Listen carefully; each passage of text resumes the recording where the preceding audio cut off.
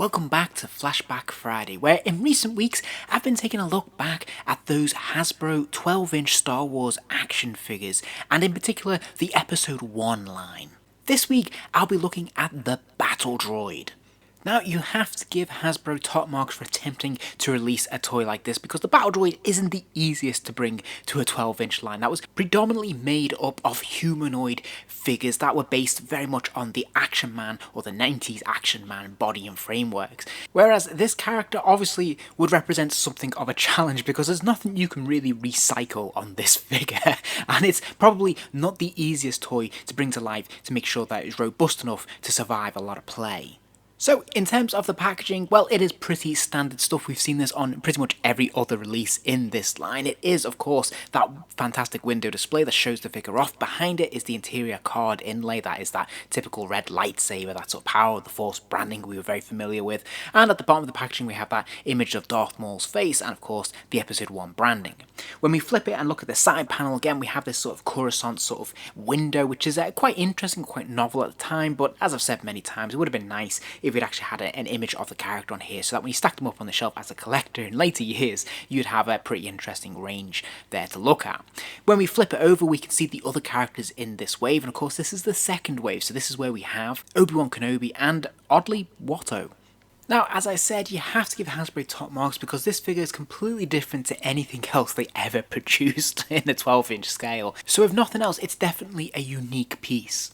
I think the sculptors and the model makers have done a really good job of bringing this to life because it's pretty accurate, pretty authentic to what we see on screen. Now, it isn't the most robust design, and I had mixed feelings about these when I was a kid. They were certainly no Stormtrooper. They just look a little bit too flimsy and a little bit too brittle, which is definitely going to be a real challenge for a company like Hasbro to bring this toy to life. But they have succeeded in bringing a pretty accurate version to life. And you can see they've tried to throw everything at this figure because not only is the sculpt really, really good, but they've also tried to give it a lot more flourish when it comes to the paint apps as well. So you can see there's lots of dirt, charcoal, bits and pieces where this Battle Droid has seen some action, which is really good and just gives it a bit more texture and a bit more depth, which is really fun and a really good effort.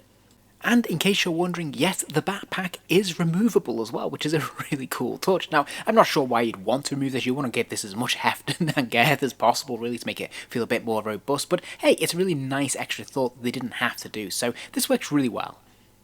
Every single piece on this figure is completely unique to this figure and this character, so there's nothing they were able to recycle. So everything is individual and different, which I think, is really interesting, especially as an adult collector when you have a whole collection of these figures. It definitely stands out as being something very different and very individual, which is really cool and very, very fun to see. And as I said, you can see a lot of love and care and attention's actually gone into producing this figure, which is a real feather in Hasbro's cap.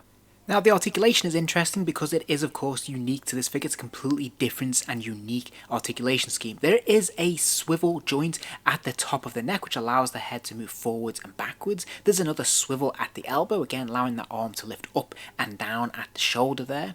You'll notice there is another swivel at the elbow that allows that lower arm to rotate all the way around, forwards and backwards. There is a swivel at the top of the forearm there as well that allows that lower arm to swivel from side to side. There is another hinge at the top of the wrist there that allows that to hinge forwards and backwards, and then there is finally a hinge in the fingers as well that allows those fingers to close, open or shut.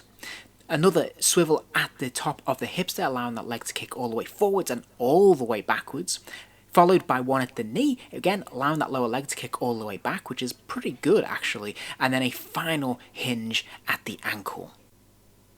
He also comes with a brand new blaster rifle that is again unique for this action figure and unique to this whole series in fact. Yeah, it's nicely done, there's not much in the way of shading, but the sculpting is pretty spot on. Now you will notice at the bottom of the handle there is this sort of H symbol. Well, this is to allow this to slide in between the gap in the fingers on that hand, which will secure it in place and make it a really tight, firm grip.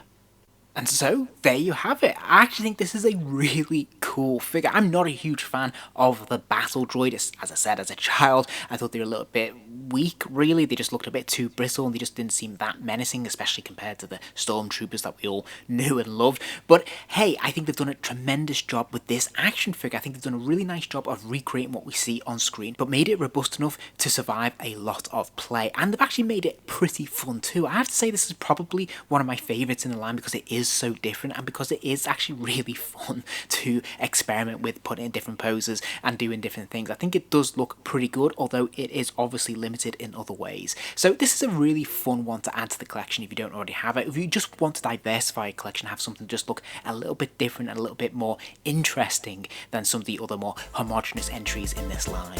If you enjoyed this video, please do give it a like and remember to subscribe as there'll be plenty more videos soon.